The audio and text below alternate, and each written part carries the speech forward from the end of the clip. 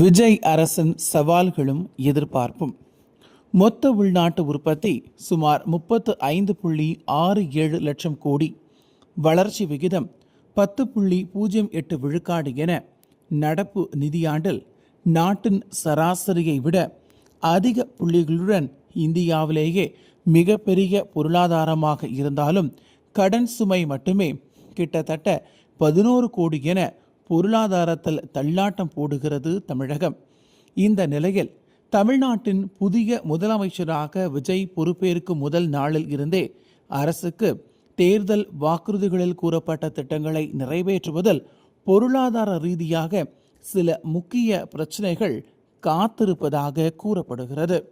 அதில் இல்லத்தரசிகளுக்கு மாதம் 2500 ரூபாய் உரிமை தொகையை பொதுமக்கள் எதிர்பார்த்திருக்கும் நிலையில் அடுத்த மாதம் முதலே அந்த திட்டத்தை நிறைவேற்றுவது மிகவும் கடினம் என்கிறார்கள் நிதித்துறை அதிகாரிகள்.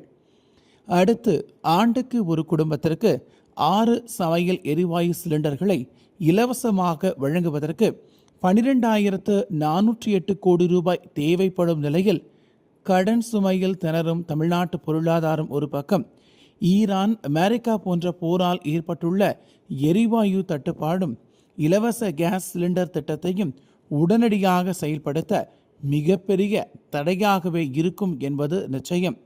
அடுத்தபடியாக 200 யூனிட் இலவச மின்சார திட்டம். டான்ஜெட்கோ எனப்படும் தமிழ்நாடு மின்சார வாரியத்தின் நடப்பாடு கடன் சுமை வரலாற்றிலேயே இந்த அளவுக்கு 1.8 லட்சம் கோடியை தாண்டி உள்ளது. மேலும் அதிக வட்டி விகிதங்கள், பழைய கடன்கள் மற்றும் செயல்பாட்டு நஷ்டம் காரணமாகவே வட்டி கட்டவே பெரும் சிரமத்தை மின்சார வாரியம் எதிர்கொள்ளும் நிலையில் இந்த 200 யூனிட் இலவசம் என்ற வாக்குறுதியும் புதிய அரசுக்கு இருக்கும் என கூறப்பட்ட நிலையில்தான் பதவியேற்ற அதே மேடையிலே மாதம் 500 யூனிட்டுகளுக்கு குறைவாக மின் நுகர்வு செய்யும் ஒவ்வொரு வீட்டிற்கும் மாதம் 200 யூனிட் இலவச மின்சாரம் தரப்படும் என கூறி முதல் பந்திலேயே சிக்ஸர் அடித்துள்ளார் தமிழகத்தின் புதிய முதல்வரான ஜோசப் விஜய்.